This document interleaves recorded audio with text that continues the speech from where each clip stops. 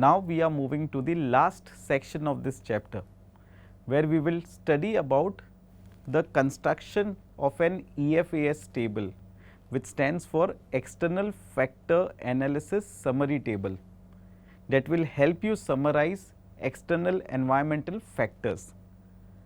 Now let us talk about this particular section in more detail, because after you have done all the efforts of scanning the whole environment, which is natural environment, societal environment, task environment, after this you need to have a summary of the overall work that you have done, and that is the reason why EFAS analysis becomes important. It is a method to organize external factors into opportunities and threats for strategic decisions.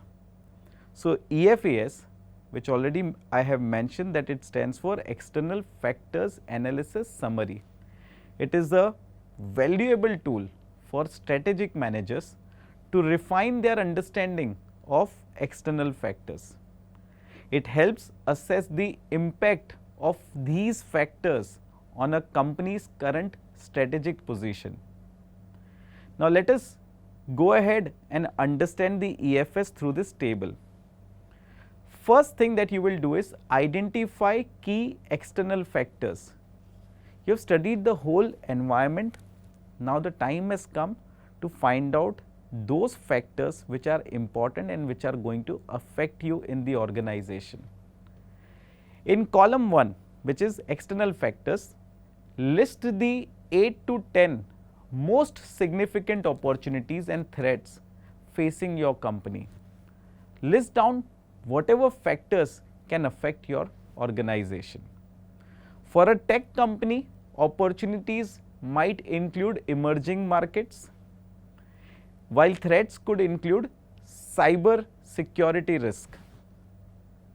Then you need to assign weights.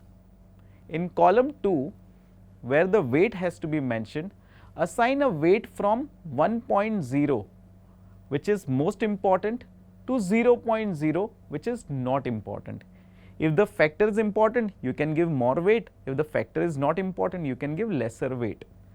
To each factor that you have listed down in the column 1, based on its probable impact on your company's success. Let's take one more example. If emerging markets are vital for your tech company's growth, assign a high weight to this particular factor. After you are done with your column 2, then you will move on to column 3, rating. So, in column 3, you do the rating. Give each factor a rating from 5.0, which is outstanding, to 1.0, that is poor. Now, if your company can handle a particular factor that you have listed in a better way, give yourself an outstanding rating. But if your company cannot handle that factor well, then give yourself a poor rating. So, this is purely based on how well your company is handling each specific factor. Then let us take an example of technology company. If your company excels in addressing cyber security risk, assign a high rating. Then in the next step, we will talk about calculating weighted scores. Here we will move on to the column 4, where the weighted score gets calculated. Multiply the weight from column 2 by the rating from column 3 to find each factor's weighted score. Let us go back to the same example.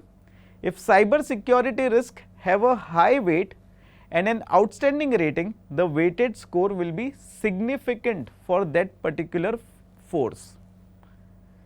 Then we have column 5, where we have to put some extra remarks or comments. Explain why a factor was selected and how its weight and rating were determined. In the comment section, you might note that cyber security is vital due to the sensitive nature of your tech products, and accordingly your remarks can be listed. Then we will move on to the calculation of total weighted score. To find the company's overall performance in addressing external factors, add up all the weighted score in column 4. Whatever scores that you have there, you have to add them up. The total weighted score reflects how well your company is responding to external factors.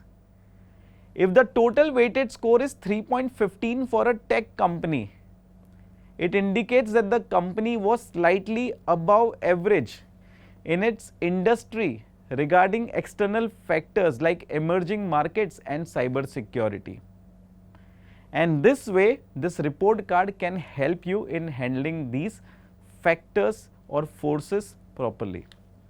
So in short, EFAS analysis is a powerful technique for evaluating a company's response to external factors, helping in strategic planning and benchmarking against industry peers.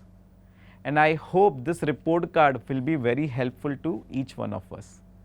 So on that note, we will end the chapter 3 here and we will meet again in chapter 4.